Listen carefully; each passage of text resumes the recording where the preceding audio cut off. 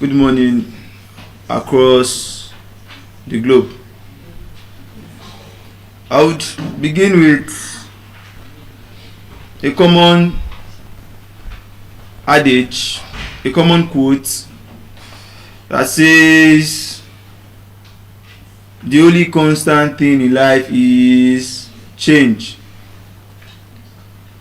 Distinguished guests, respected leaders, at a stage like this, Nigeria hosted this relay not just to keep talking to the world, but to keep correcting mistakes through stories.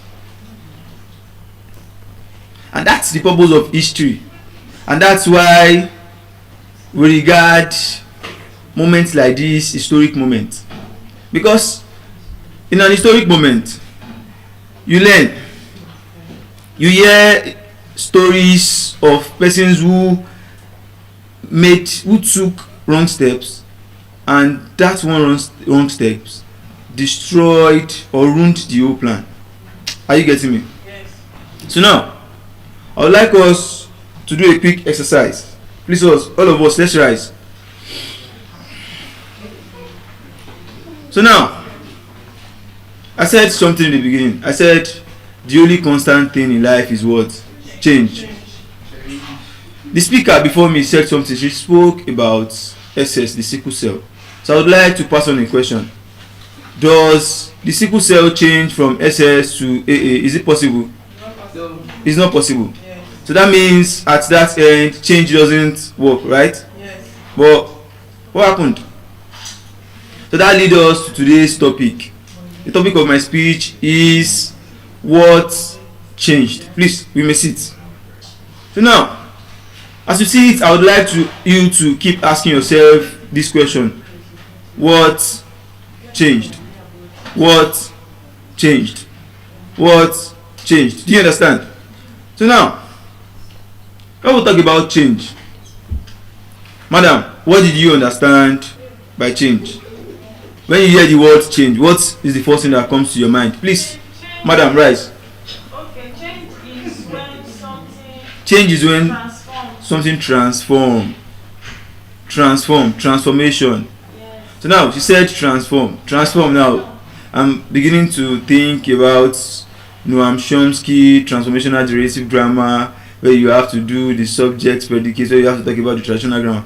Okay, what's your idea of change?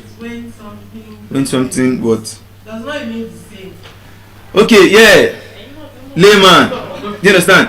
So that's a statement from a layman. Yes. She said change is when something does not remain the same. You get it?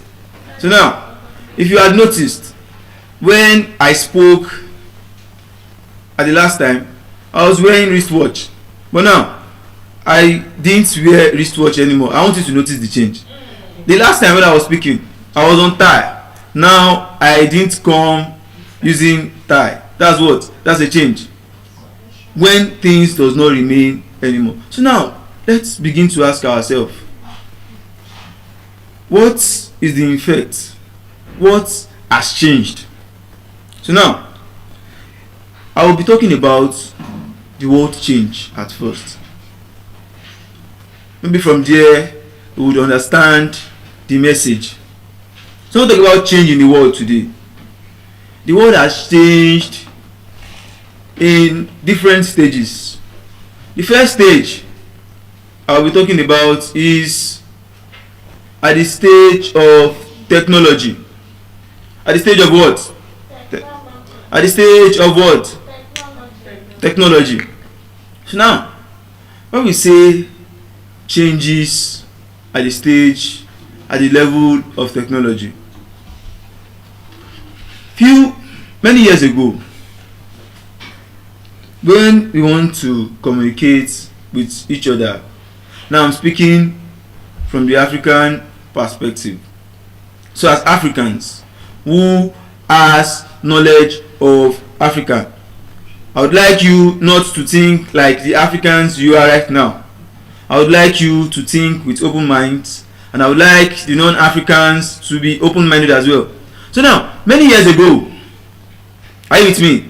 Yes, So many years ago, if we would communicate about 40, 50, 60 years ago, if I want to communicate with a friend who lives in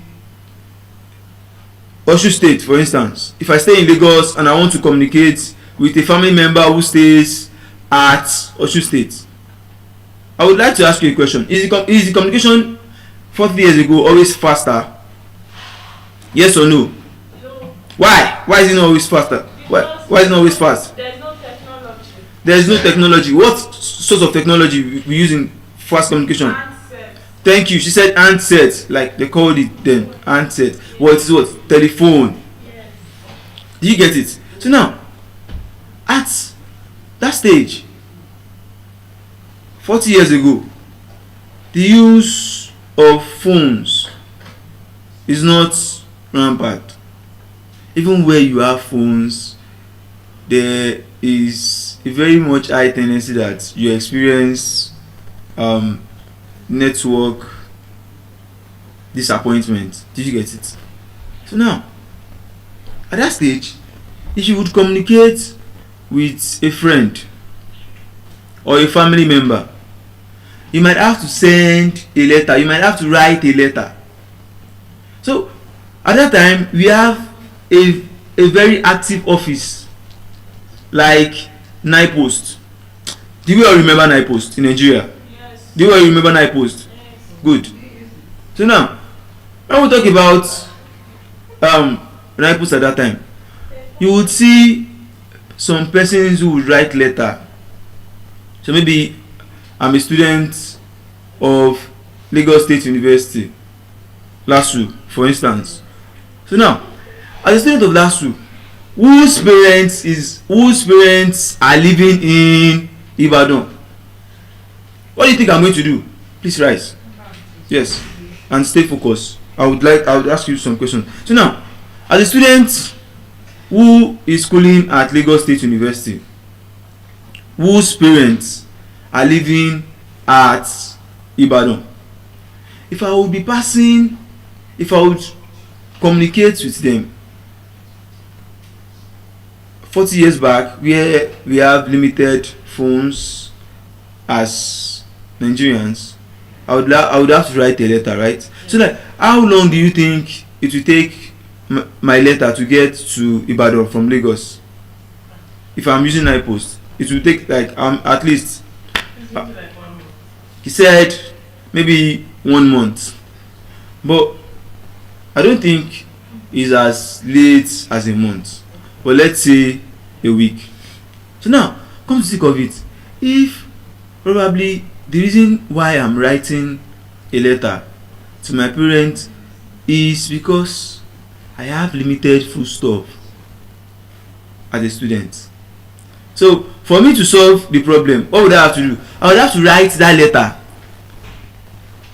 2 weeks before the food stuff finishes. Do you understand? So it is not ideal, it is not very reasonable when I am writing the letter to my parents when I know that my food stuff will finish in 2 days, in 3 days, or 4 days time, because I know before the letter gets to NIPOST, before NIPOST sends the letter to the state. At times it's not through NIPOST. At times you see people who want to send the message to you get distracted, so don't sit. For persons who want to send goods or other things to their loved ones, you would see them go to garage, that's bus garage. So why they go to bus garage? They would see bus in probably we have a terminal at Oshodi, for instance, Oshodi here in Lagos.